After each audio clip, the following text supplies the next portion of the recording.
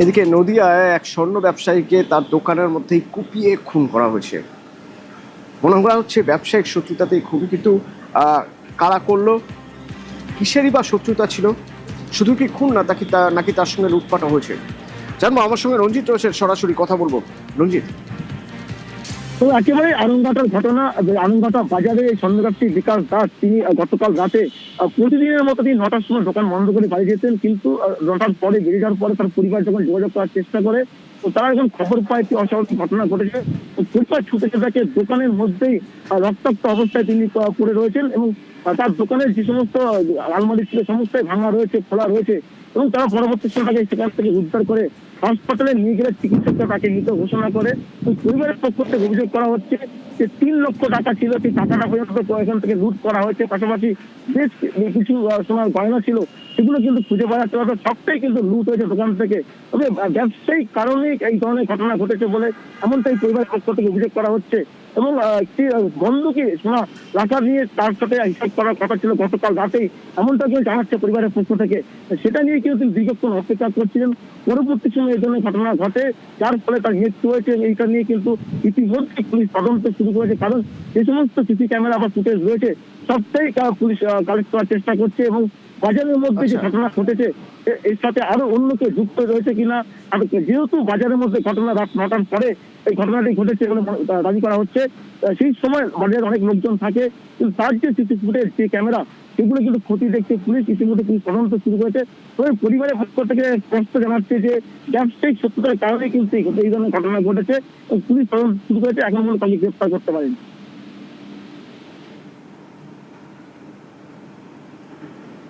এরকম দোকানের মধ্যে আমার ভাই পড়ে আছে, খবর পাঠালো। আমার বৌমা যখন বললো, তখন আমি দৌড়াই গেলাম। যাওয়ার পরে দেখি যে এরকম ভাই রক্তাক্ত অবস্থায় পড়ে আছে। পুরো হয়ে পড়েছিল, মাথায় একদম অনেক করে 5-6খানা কোপ ছিল।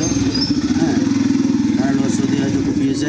ব্যবসায়িক শত্রুতা ওর সাথে রয়েছে। এবার যাদের কাছে ভাই কিছু টাকা পেত, সেই টাকা পয়সা বললো যে হিসাব দেবে, তার জন্য ভাইকে ফোন করে করে দোকানের মধ্যে বসিয়ে রেখেছে। বসো আসছি, এরকম করে করে ভাই 9টার মধ্যেই দোকান বন্ধ করে দেয়। সেই ভাই কালকে 10টা বেজে যায়, তাও বাড়িতে আসে না।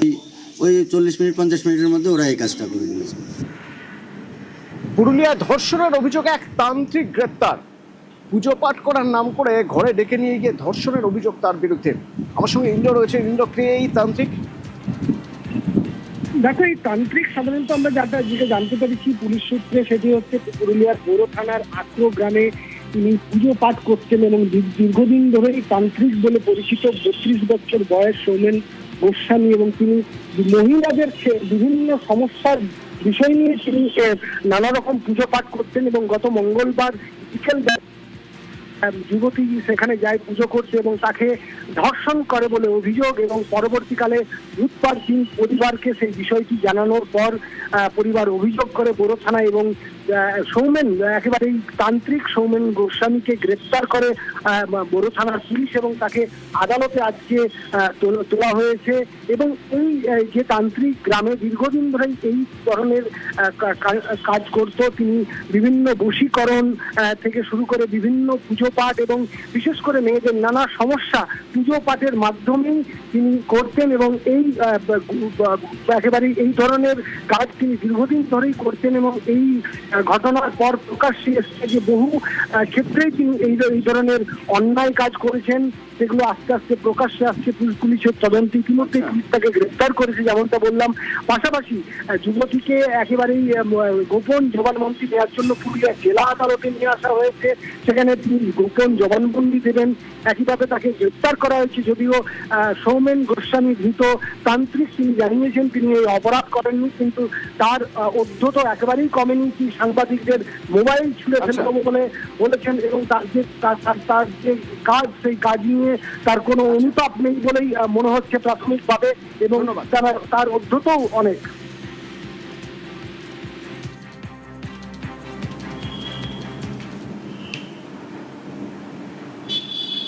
ডিজে মামলায় এবার বিজেপি বিধায়কের বয়ান রেকর্ড করা হলো। কে বিজেপি বিধায়ক? গোসাবার বিজেপি বিধায়ক বিকর্ণ নস্কর। বিকর্ণ নস্করের বয়ান কেন রেকর্ড করা হলো ডিজে মামলায়? জানবো। আমার সঙ্গে সরাসরি রয়েছে সুদীপ্ত, রয়েছে, কথা বলবো। সুদীপ্ত, বিকর্ণ নস্কর এই ডিজে মামলার সঙ্গে কিভাবে যুক্ত, বা কেন তার বয়ান রেকর্ড করা হলো? দেখো, অভিষেক বন্দ্যোপাধ্যায়ের যে মন্তব্য মামলায় তাকে ডেকে পাঠানো হয়েছে সাক্ষী হিসেবে, এমনটাই কিন্তু বিজেপির গোসাবার বিধায়ক বিকর্ণ নস্কর জানাচ্ছেন। আজকে বেলা 12টা নাগাদ ভবানী ভবনে সিআইডির যে দপ্তর রয়েছে সেখানে তাকে ডেকে পাঠানো হয়েছে, তার বয়ান রেকর্ড করা হবে। তার কারণ কি? তিনি বলছেন যে দিন অর্থাৎ 4 মে যে ভোট গণনার দিন, সেই দিন ভোট গণনার যখন তিনি যাচ্ছিলেন সেই সময়েই কিন্তু কিছু দুষ্কৃতী তাকে হুমকি দেয়, তাকে যেতে বারণ করে, এবং পরবর্তী ক্ষেত্রে তার জেতার পর যখন সে বিজয় মিছিল করে, বিজয় মিছিলে একদল দুষ্কৃতী তার উপর হামলা চালায় এবং তার বিজয় যে মিছিল, সে বিজয় মিছিলে হামলা চালানো হয়। এবং তার পরিপ্রেক্ষিতে তার বক্তব্য যে এই যে হামলা চালানো হলো বা তাকে যে হুমকি দেওয়া হলো, তা কিন্তু আদতে অভিষেক বন্দ্যোপাধ্যায়ের ডিজে মন্তব্যের প্রতিফলন হিসেবে তিনি মনে করছেন, এবং এর সঙ্গে কারা জড়িত রয়েছে এই বিষয়টাই সাক্ষী হিসেবে জানতে চাইছে সিআইডি, এবং তাকে ডেকে পাঠানো হয়েছে। তার বয়ান রেকর্ড করা হবে আজকে। অতনু, ধন্যবাদ।